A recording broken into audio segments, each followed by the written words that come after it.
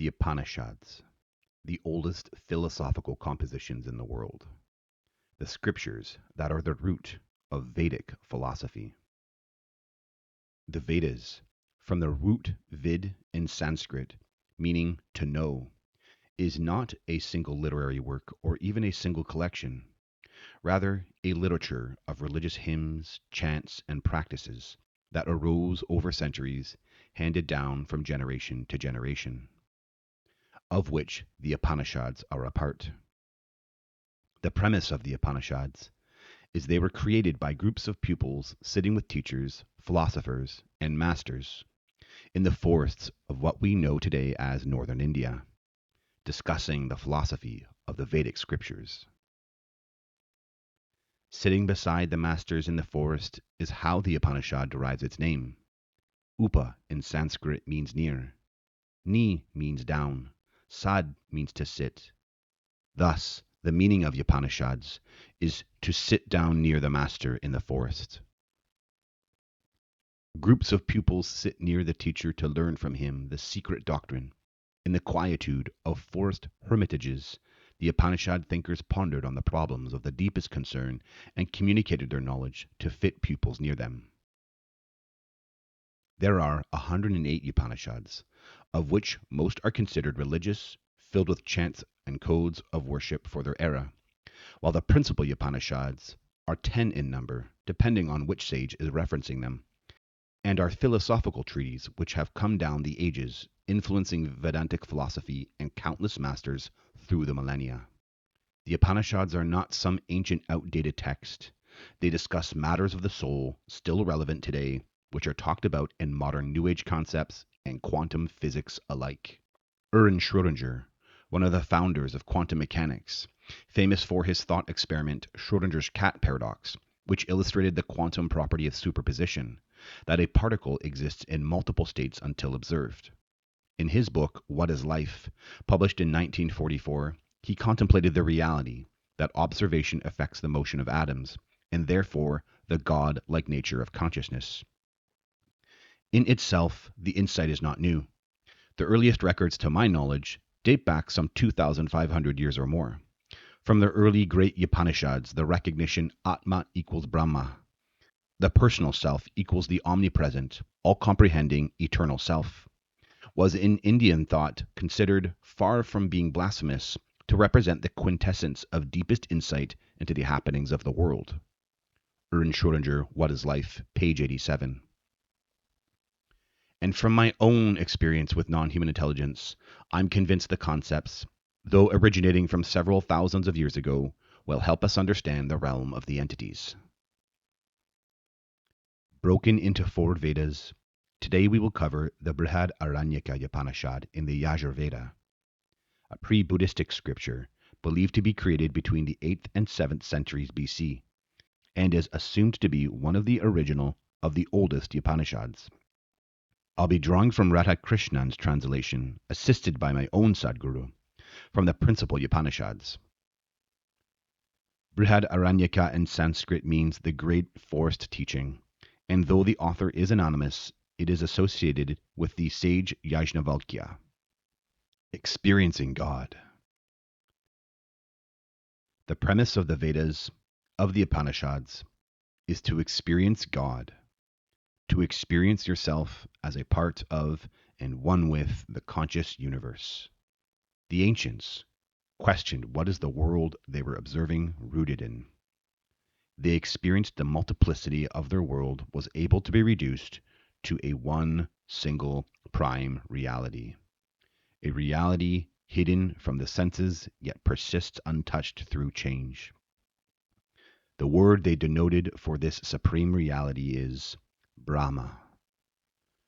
It is derived from the root word bra, to grow, to burst forth, and is the root word for our English word bulge and burst. It suggests a universe that is ceaselessly expanding and growing. The personality of God is not to be conceived on the human lines. He is not to be thought of as a greatly magnified person. In the Upanishads, God contains the fourfold qualities: the Absolute as Brahma, the creative force as Ishvara, God the cosmic force as Hiranyagarbha, i.e. the golden egg of the cosmic mind, and Viraj, the force of gross reality. These are not to be regarded as separate entities, but instead four aspects of reality. Non-duality. The many forms of God, all the souls in the universe, are all different yet eternal, not independent but inseparable. This is the core of the philosophy of the Vedas. Brahma sustains the universe, i.e. the subjective experience, all the souls, and the physical matter, yet all three form a whole. Brahma is the inspiring principle of the souls and the world. I am still amazed at how the historical core of the Vedic philosophy, originating several thousands of years ago, contained the highest principles of non-duality.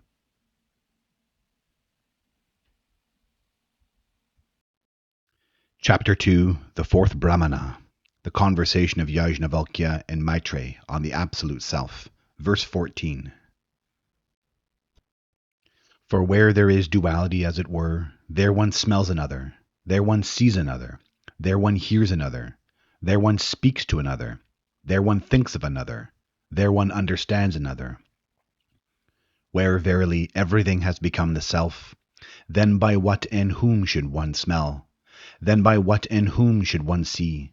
Then by what and whom should one hear? Then by what and to whom should one speak? Then by what and on whom should one think? Then by what and whom should one understand? By what should one know that by which all this is known? By what, my dear, should one know the knower? Whatever is known is an object. As the self is the subject, it cannot be known. Chapter 2, the fifth Brahmana, Madhuvidya, the honey doctrine, verse 19.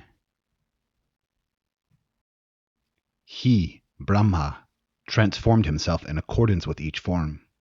This form of him was meant for making him known. This Brahma is without an earlier and without a later, without an inside, without an outside. This Brahma is the self, the all-perceiving. This is the teaching. Life is Leela. Almost 3,000 years ago, the Upanishads told us that the world is an appearance, that we are surrounded by the unreal, while reality is pure being, that the Supreme is an artist, and the act of creation is an act of Leela, in Sanskrit meaning the play, the joy of the painter, the expression of the divine poet, eternally young. And the play of creation as a non-dual reality is evident in the great cosmology that graces the Brhad-Aranyaka Upanisad. Chapter 1, the fourth Brahmana, the creation of the world from the self. Selected verses from 1 to 17. In the beginning, this world was only the self, in the shape of a person. Looking around, he saw nothing else than the self. He first said, I am. Therefore arose the name of I. Therefore, even to this day, when one is addressed, he says first, this is I, and then speaks whatever other name he may have. In the beginning of the universe, the Vedas interlink the self with the cosmos. He verily had no delight. Therefore, he who is alone has no delight. He desired a second. He became as large as a woman and a man in close embrace. He caused that self to fall into two parts. From that arose husband and wife.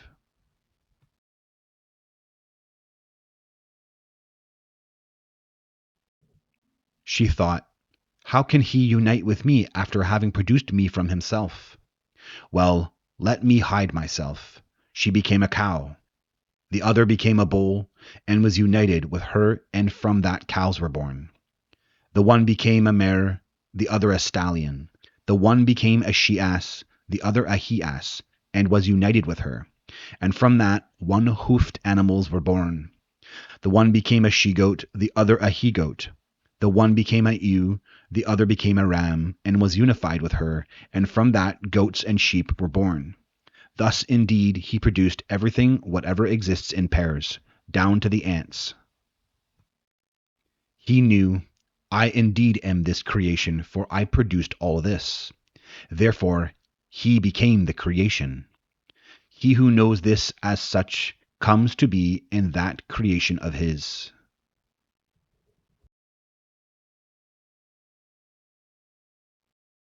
When they, the people, say sacrifice to him, sacrifice to the other one, all this is his creation indeed, and he himself is all the gods. Therefore it is the highest creation, verily. He who knows this becomes a creator in this highest creation.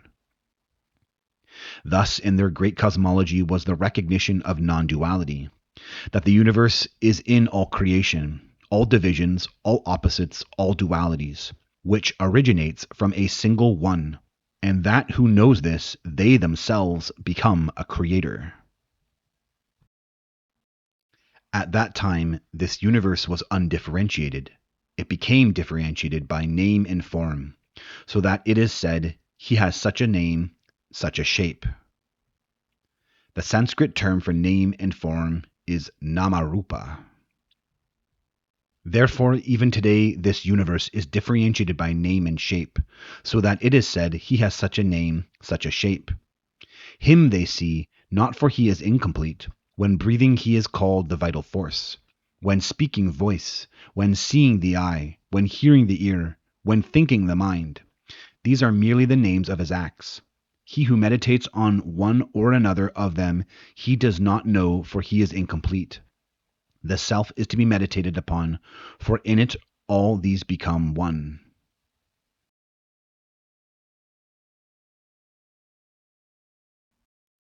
Understanding Namarupa will help one understand the non-dual absolute, the non-dual no thing that lies underneath all reality. Every object is made up of Namarupa, name and form. Nama is the inner power, the principle which is grasped by the intellect, and Rupa is the manifestation, that which is apprehended by the senses. That which is hidden behind all names and forms. This is the absolute. The self originates before name and form. This is the meaning of Prajnanam Brahma. Prajnanam Brahma in Sanskrit means consciousness is the creator. Prajnanam is prior to naming. You are the consciousness which originates prior to name and form. You originate from the nameless plane. After the last verse, it is asked, what prayer or meditation was it that Brahma did to know it was Brahma? Brahma indeed was this in the beginning. It knew itself only as I am Brahma.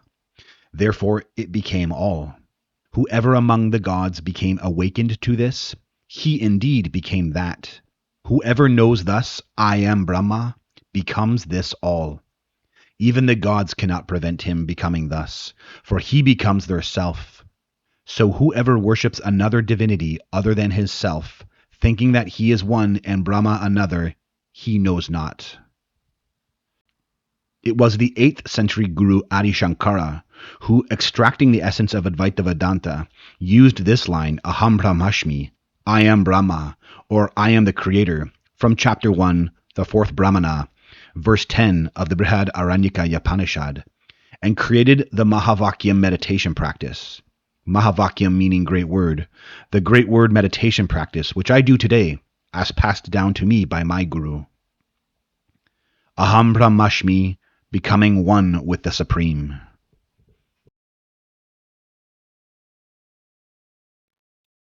He who knows I am Brahma becomes the universe. Even the gods cannot prevent him from becoming the universe, for he is its soul. With Aham Brahmasmi, we are lifted into an awareness of something vaster, more profound, and more ultimate than the world. One should meditate only on the self as his true world. The work of him who meditates on the self alone as his world is not exhausted, for out of that very self he creates whatever he desires. The personal creator aspect to consciousness, The Vedas, as far as I am aware, are the only ones describing the self as the creator so long ago. Now his completeness is as follows. Mind truly is of the self. Speech his wife. Breath is his offspring. The eye is his human wealth, for he finds it with the eye. The ear his divine wealth, for he hears it with his ear. The body indeed is his work, for with his body he performs work. So this sacrifice is fivefold. Fivefold is the animal, fivefold is the person, fivefold is all this world. Whatever there is, he who knows this as such obtains all this. The absolute, no thing. The Vedas and the text, the Upanishads, help us to understand the absolute, the divine no thing. The core of the Vedas is the grasping and experiencing of this ultimate realm of our true existence. And I tell you, all of our power as spiritual entities exist in the embodiment of this understanding. I'm going to use this great passage from the author himself, which I really loved. Absolute being is not an existing quality to be found in the things. It is not an object of thought or the result of production. It forms an absolute contrast to, and is fundamentally different from, things that are, as is in its way nothingness. It can be expressed only negatively or analogically. It is that from which our speech turns back along with the mind, being unable to comprehend its fullness. It is that which the torg of man cannot truly express, nor human intelligence conceive.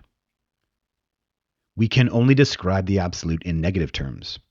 In the words of Plotinus, we say which he is not. We cannot say what he is. The absolute is beyond the sphere of prediction. It is the sunyata of the Buddhists. It is not gross, not subtle, not short, not long, not glowing, not shadowy, not dark, not attached, flavorless, smellless, eyeless, earless, speechless, mindless, breathless, mouthless, not internal, not external, consuming nothing and consumed by nothing. It cannot be truly designated. Any description makes it into something. It is nothing among things. It is non-dual Advaita. It denies duality. This does not mean, however, that the absolute is non-being. It means only that the absolute is all-inclusive, and nothing else exists outside it.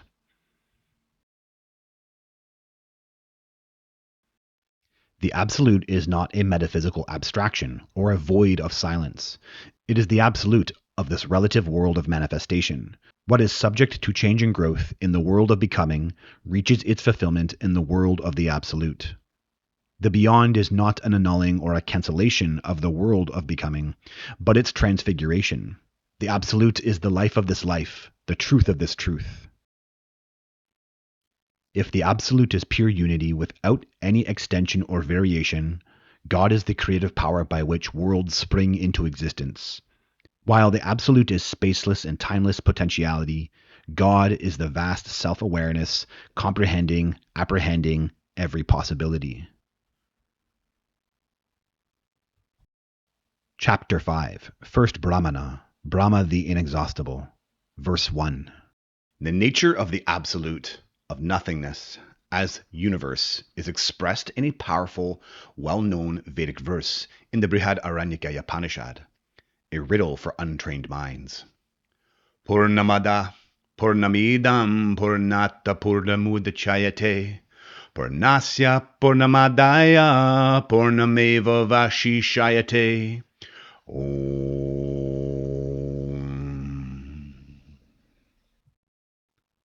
Purnamada, that is infinite.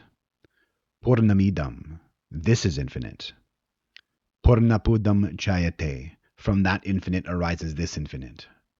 Purnasyam Purnandaya, this infinite is brought forth from that infinite. Purnam eva vashishayate, and that infinite remains infinite. This is in fact my Guru's translation. That is infinite. This is infinite. From that infinite arises this infinite. This infinite is brought forth from that infinite, and that infinite remains infinite. The manifested world around us, springs from no thing, out of the Absolute, and its manifestation does not take anything away from the Absolute. Meditate on this line to understand the Absolute. The unknowable God. Knowledge of the Absolute, of the nothingness, leads us to an important understanding. The unknowable God. The Upanishads repeatedly describe a God who is hidden and difficult to comprehend. There's a certain reserve in God because humans must exert effort to know the divine. Otherwise, it would absolve us of our responsibilities. Its purpose is the development of free human personalities, so it doesn't reveal itself easily or openly. It remains shrouded in mystery, only revealing itself when our entire being yearns for God. God is revealed only to those who believe that He is. Chapter 3, the fourth Brahmana, the theoretical unknowability of Brahma, verse 1 and 2. Then Ushasta Kakriyana asked him, Yajnavalkya, explain to me the Brahma that is immediately present and directly perceived. Who is the self in all things? He who breathes in with your breathing in is the self of yours, which is in all things. He who breathes out with your breathing out is the self of yours, which is in all things. He who breathes about with your breathing about is the self of yours, which is in all things. He who breathes up with your breathing up is the self of yours, which is in all things. He is yourself, which is in all things. There is a powerful riddle hidden in this verse. You cannot see the seer of seeing. You cannot hear the hearer of hearing. You cannot think the thinker of thinking. You cannot understand the understander of understanding. He is yourself, which is in all things. Being unable to define Brahma does not mean it does not have an essential nature which cannot be experienced. Its essential nature can be described as Sat Chitananda. Sat is being, Chit is consciousness, and Ananda is bliss. Different aspects of the same being, and this leads us to the structure of the soul. Atma is what remains when everything that is not the self is eliminated. There is an unborn and so immortal element in humankind, which is not to be confused with body, life, mind, and intellect. These are not the self, but its forms, its external expressions. Our true self is a pure existence, self-aware, unconditioned by the forms of mind and intellect. This is the oversoul, or higher self. I once said, it is not you, but you are it. You are an offshoot of it. This is what I saw in the White Room. This soul of mine within the heart, this is Brahma. As Ishvara is the cause of the world, so the causal self is the source of the development of the subtle and the gross bodies. Your heart is the seat of your consciousness. Chapter 5, the third Brahmana, Brahma as the heart. Verse 1. This is Prajapati, the same as this heart. It is Brahma. It is all. In Sanskrit, hridium means heart. That is the seat of intelligence. Death in the afterlife. The Brhad-Aranyaka Upanisad directly addresses the transformation that occurs in the afterlife, and it encourages us to move past our fear of death. Chapter 1, the third Brahmana, a eulogy of the chant on breath, verse 28. From the unreal, lead me to the real. From darkness, lead me to light. From death, lead me to immortality. When he says from the unreal, lead me to the unreal verily is death. The real is immortality. From death, lead me to immortality. Make me immortal. That is what he says. He who thus knows this chant, for him there is no fear of his being without a world. Chapter 4, the fourth Brahmana, the soul of the unreleased after death. Selected verses 1 to 25. When this self gets to weakness, he takes to himself those particles of light and descends into the heart. When the person in the eye turns away, then he becomes non-knowing of forms. The point of his heart becomes lighted up, and by that light the self departs, either through the eye, or through the head, or through other apertures of the body.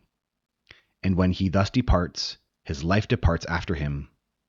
What has intelligence departs with him. His knowledge and his work take hold of him, as also his past experience. After having thrown away his body and dispelled ignorance, after having another approach to another body, draw itself together for making the transition to another body. And as a goldsmith taking a piece of gold turns it into another, newer and more beautiful shape, even so does this self, after having thrown away this body and dispelled its ignorance, make unto himself another, newer and more beautiful shape like that of the gods or of Prajapati or of Brahma. This is the Oversoul. That self is indeed Brahma. According as one acts, according as one behaves, so does he become. As is his desire, so is his will. As is his will, so is the deed he does. Whatever deed he does, that he attains. Who you are here in our world now shapes your experience in the afterlife. On this there is the following verse. The object to which the mind is attached, the subtle self goes together with the deed, being attached to it alone.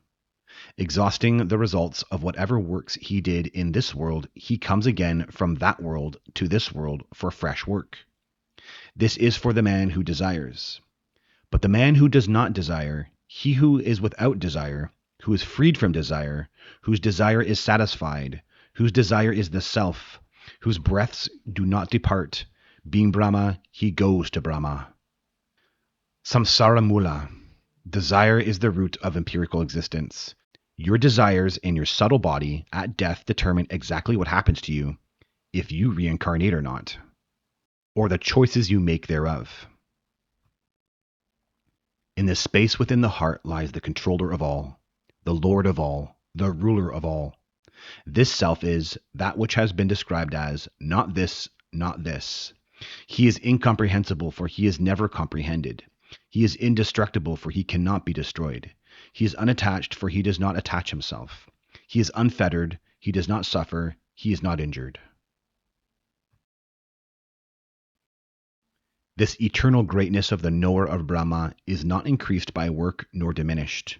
Therefore he who knows it as such, having become calm, self-controlled, withdrawn, patient, and collected, sees the self in his own self, sees all in the self. This is the great unborn self. He who knows this obtains wealth.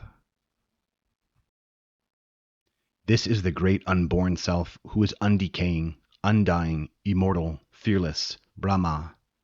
Verily Brahma is fearless. He who knows this becomes the fearless Brahma.